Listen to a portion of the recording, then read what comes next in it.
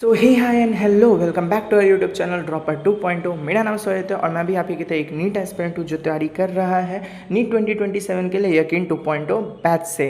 So welcome back to our YouTube channel. और आज का हमारा वीडियो का टारगेट डे वगैरह नहीं है कि आज हम ये पढ़ने वाले हैं। आज का हमारा टारगेट है कि आज हो रहा है मई ख़त्म।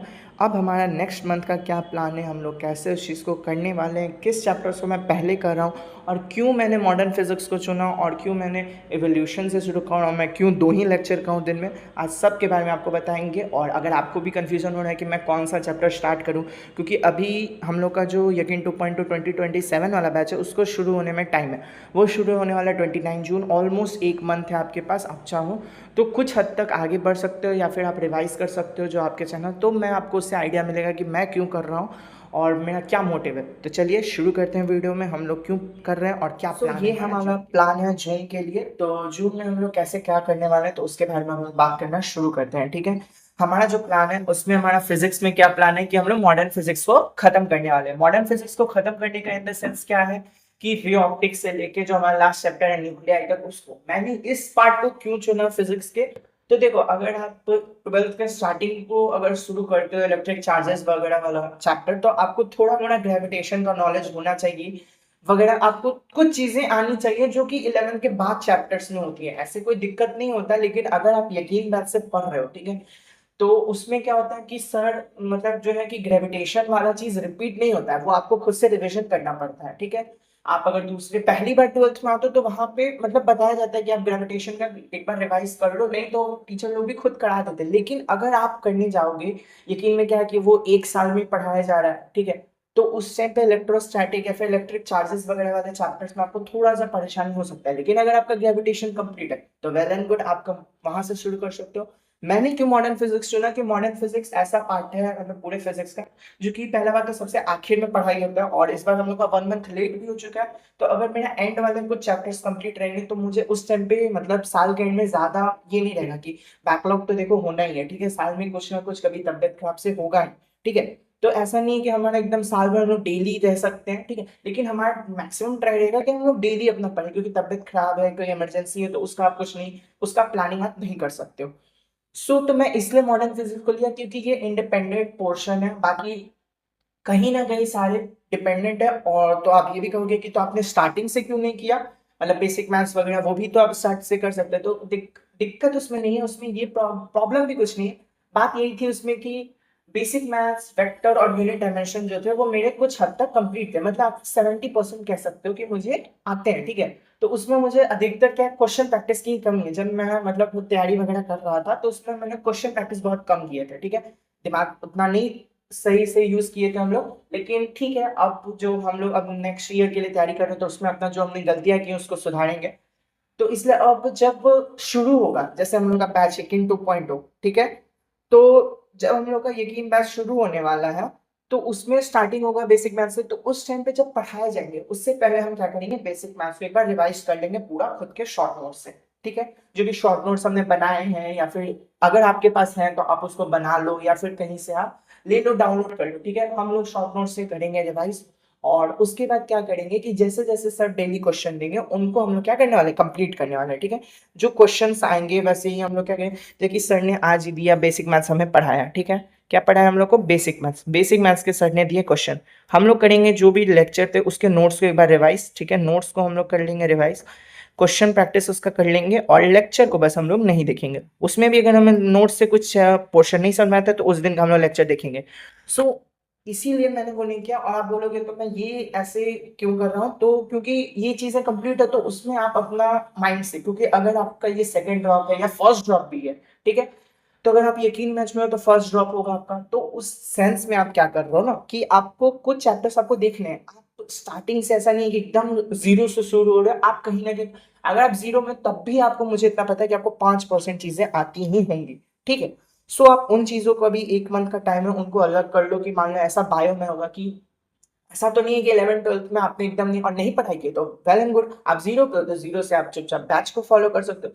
और नहीं तो आपको लगता है कि मुझे कुछ कुछ चीजें आती हैं तो आप बायो के चैप्टर्स को अलग लिख सकते हो, अलग कर सकते हो, ठीक है। जैसे कि मैंने किया कि मुझे एवोल्यूशन वगैरह में हर साल एंड में मेरा क्या होता था, बैकलॉग के कारण छूट जाता था एवोल्यूशन बायोटेक्नोलॉजी, इसीलिए मैंने जूलॉजी को अभी शुरू किया। ठीक है, बॉटनी वगैरह का जो लास्ट का चैप्टर है वो मैं नहीं छूटते, तो वो मैं लाइव से ही कवर करने वाला हूँ, क्योंकि बॉटनी वगैरह है ना, वो चीज़ें मुझे क्या है, बहुत चैप्टर्स में मुझे उसमें बहुत प्रॉब्लम होती है मॉर्फोलॉजी एनाटॉमी में, तो वो चीज़ मैं लाइव से ही शुरू करने वाला हूँ, उस पर मैं कुछ नहीं। केमिस्ट्री भी जैसे मैंने आपको बोला कि मैं आपको लाइव से ही शो करने वाला हूँ यकीन 2.0, इसीलिए मैं अभी क्या कर रहा हूँ, फिजिक्स का जूलॉजी और फिजिक्स में कर रहा हूँ। ठीक है, जूलॉजी में मेरा टारगेट क्या है कि जूलॉजी का शुरू होने से पहले, अभी 1-1 का टाइम है, तो इवोल्यूशन और बायोटेक्नोलॉजी का दोनों पार्ट मैं कंप्लीट कर लूँ। ठीक है, और अगर टाइम बचे बैच शुरू होने से पहले, तो हम लोग ह्यूमन हेल्थ एंड डिजीजेस को भी कंप्लीट, तो ऐसे हमारा ऑलमोस्ट 12th जूलॉजी का जो पोर्शन रहेगा उसमें 4 चैप्टर तो हो गए। रिप्रोडक्टिव हेल्थ वो भी काफी हद तक मुझे मतलब कॉन्सेप्ट क्लियर है, लेकिन एक बार रिवाइज करके हमें क्या करना है कि उसका एक बार क्वेश्चन प्रैक्टिस कर लेना है, तो ऑलमोस्ट जूलॉजी का चैप्टर 12 क्लास 12 है वो खत्म हो जाएगा। और रही बात फिजिक्स में, हमारा मॉडर्न फिजिक्स हो जाने के बाद हमारा क्लास 12 का ऑलमोस्ट 50% सिलेबस हो जाता है खत्म।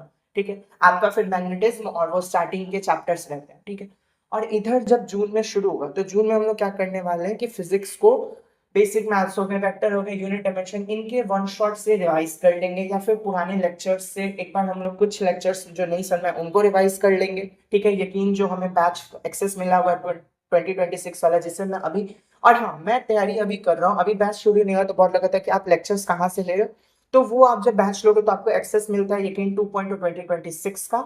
सो इसीलिए, और मैं फोन से ही क्लासेस करता हूँ, तो मैं आपको बैच वगैरह नहीं दिखा पाता, क्योंकि इसमें स्क्रीन रिकॉर्डिंग का सिस्टम नहीं है कि आप उसमें कर सको। ठीक है, तो इसीलिए मैंने आपको कभी दिखाया नहीं होगा कि मैं क्लासेस ये शुरू करने वाला हूँ, मैं आपको बस बोलता हूँ कि मैं शुरू करने वाला हूँ, तो क्योंकि मेरा जो बैच वगैरह का क्लासेस रहता है मैं फोन से ही करता हूँ, सो इसीलिए अब चीजें हैं कि आपको वो चीज एक्सेस मिलेगा। ठीक है, तो आप ऐसे शुरू कर सकते हो, या फिर आप अपने तरफ से कस्टमाइज प्लान बना सकते हैं, जैसे कि आपको मान लो कि आपको 12th के जो बॉटनी है वो आपको अच्छे से आता है। ठीक है, तो बहुत बढ़िया, सबकी अपनी अपनी ये होती है, स्ट्रॉन्ग साइड होती है, या आपको बहुत नहीं आता है। ठीक, या तो आप अभी दो काम करो। ठीक है, जो आपको बीच बीच का चैप्टर मतलब ना अच्छे से आता है ना, मतलब ऐसा नहीं कि एकदम जीरो, वो चैप्टर्स आप छोड़ दो, वो आप लाइव से करना। ठीक है, आप अभी उन चैप्टर जिसमें आप एकदम जीरो, ठीक है, एकदम जीरो, क्योंकि अभी आपके पास टाइम है, 1 मंथ का आपके पास टाइम है, आप क्या कर सकते हो, उन पे ज्यादा टाइम दे सकते हो। मान लो कि आपका ऐसा है कि उस चैप्टर में आपको बहुत दिक्कत होती है साल में, आपने 11th पढ़ा होगा, तो ऐसा तो कुछ चैप्टर, जैसे कि मैं इवोल्यूशन हमेशा छूटता था, मॉडर्न फिजिक्स हमेशा मेरा छूट जा रहा था,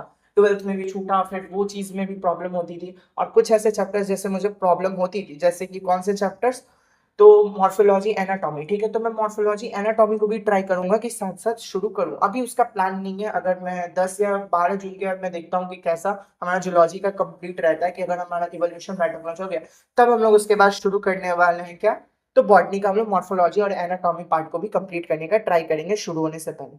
तो मतलब यही प्लान है मेरा, ज्यादा कुछ ऐसा है नहीं।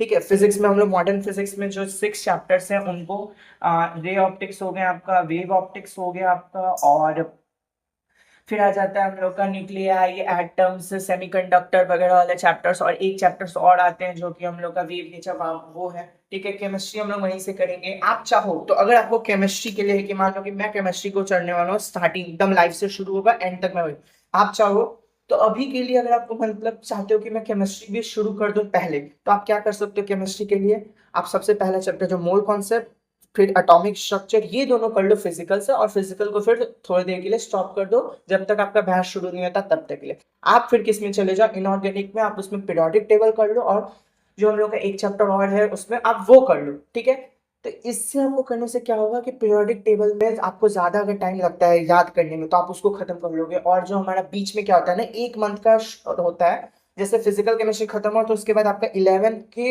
इनऑर्गेनिक पढ़ाए जाते हैं, पीरियोडिक टेबल और एक और चैप्टर जो आपका, वो दोनों पढ़ाए जाते हैं। ठीक है, तो वो जब पढ़ाया जाता है ऑलमोस्ट 1 मंथ लगता है। ठीक है, तो 1 मंथ का आप उस टाइम पे बच जाओगे। आपको अगर फिजिकल में, क्योंकि थर्मोडायनेमिक्स, इक्विलिब्रियम, अगर आपको प्रॉब्लम नहीं है तो अच्छी बात है, लेकिन थोड़ी मोड़ी प्रॉब्लम होती है, तो आपको उसके लिए आपको बैकलॉग का अगर होता है तो आप वो उस समय कर सकते हो। ठीक है, 1 मंथ अभी आपके पास बचा हुआ है, अगर आप रीनीट के लिए तैयारी कर रहे हो तो वेल एंड गुड, आप जो आपको मतलब आप सही पे हो।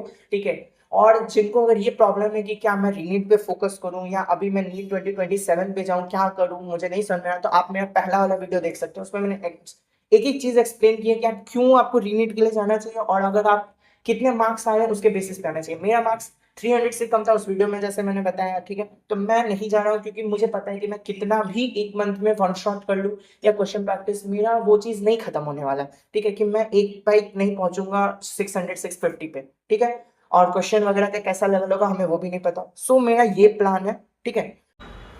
कल से 1 जून है, तो आप अपनी तैयारी शुरू कर सकते हो कि आप चाहो तो जो मैंने बताया आप उसको फॉलो करो, आप अपना कस्टमाइज प्लान बना लो, या फिर आप चाहो तो जैसे मैं टारगेट लिया हूँ एवोल्यूशन का, आप एवोल्यूशन से शुरू कर सकते हो, या फिर आप बायो में आप जेनेटिक्स पार्ट को कंप्लीट कर सकते हो, बॉटनी में, या फिर आप केमिस्ट्री की तरफ जा सकते हो। आपको जो चीज़ सही लगे आप वैसे शुरू कर सकते हो।